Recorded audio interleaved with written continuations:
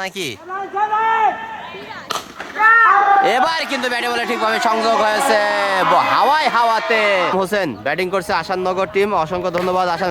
Helicopter shot, ইতিমধ্যে আমরা একটা হেলিকপ্টার শট দেখতে পেলাম এবং ভাই অসংখ্য ধন্যবাদ ভাই। আবার একটি ভালো শট কাভারের উপর দিয়ে, আরো একটি 6-এর মার।